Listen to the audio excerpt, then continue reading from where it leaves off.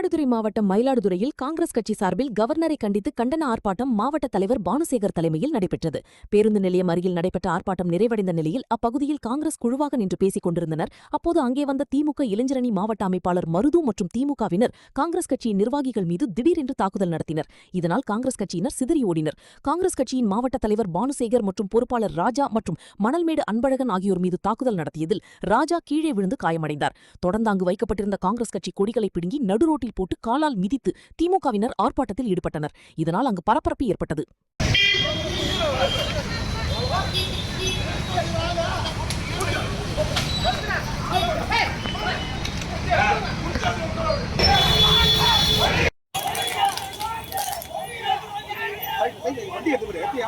வண்டி எடுத்து